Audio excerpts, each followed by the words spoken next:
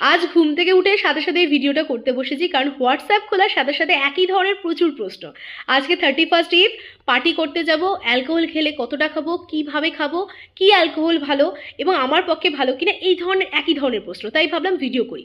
প্রথমত এই ভিডিওটা যাদের কোনো ডিসঅর্ডার আছে তাদের জন্য একদমই নয়। আমরা সবাই জানি যে অ্যালকোহল খাওয়া ক্ষতিকারক। খেলে তাহলে কি কি খেতে পারি? জিঞ্জ বা টাকিলা নামের দুটো ধরনের অ্যালকোহল আছে, সেটা আমরা 30 ml খেতে পারি, কিন্তু কিসের সাথে মেশাবো? সুগার সিরাপ বা মকটেলের সাথে একদমই মেশানো যাবে না। খেলে কোকোনাট ওয়াটার অথবা জলের সাথে মিশিয়ে সিপ সিপ করে সারা রাত খেয়ে যেতে পারি।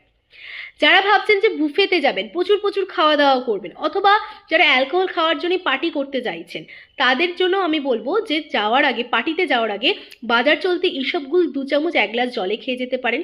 যদি কোনো বেটার ফাইবারের কথা আপনারা ভাবেন, তাহলে আমি বলবো রিসোর্স ফাইবার নামে মার্কেটে একটা অ্যাভেলেবেল রয়েছে ফাইবার, যেটা আপনারা 1 স্যাশে 1 গ্লাস জলের মধ্যে খেয়ে পার্টি করতে যেতে পারেন। এর ফলে কি হবে, আমাদের পেটের মধ্যে একটা সুন্দর লাইনিং তৈরি হবে, যেটা আমাদের হাই ক্যালোরি অথবা অ্যালকোহল যখন আমরা খাবো বা ইনটেক করব, হঠাৎ করে স্পাইক করবে না, ধীরে ধীরে বডি অ্যাবজর্ভ করবে। শুধু তাই নয়, পরবর্তীকালের হ্যাংওভার কাটাতে অথবা কনস্টিপেশন কাটাতে এটা অনেকটা সাহায্য করবে।